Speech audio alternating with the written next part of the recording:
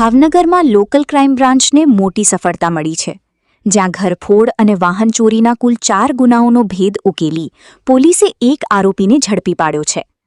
પોલીસે આરોપી પાસેથી રોકડ રૂપિયા, ચોરીની ઇકો કાર, મોબાઈલ, પાન મસાલાના પેકેટ સહિત કુલ રૂપિયા 2,88,000થી વધુનો મુદ્દામાલ કબજે કર્યો હોવાનું સામે આવ્યું છે.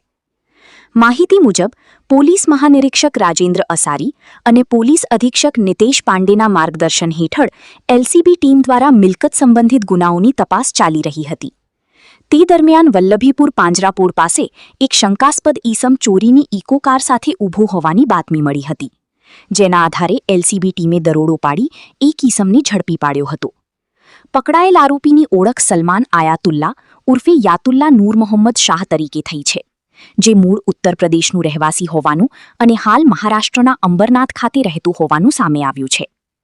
પોલીસ પૂછપરછમાં આરોપીએ પોતાના અન્ય 2 સાગરીતો સાથે મળીને શિહોર, બાવડા અને સાણંદ વિસ્તારમાં વાહન ચોરી તેમજ પાન મસાલાની દુકાનોમાં તાળા તોડી ચોરી કર્યાની કબૂલાત કરી હોવાનું સામે આવ્યું છે.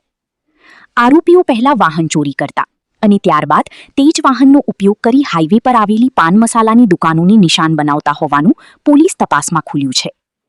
પોલીસે આરોપી પાસેથી સફેદ કલરની મારુતિ સુઝુકી ઇકો કાર, રોકડ રૂપિયા 82,000થી વધુ, મોબાઈલ ફોન તેમજ પાન મસાલાનો જથ્થો કબજે કર્યો છે.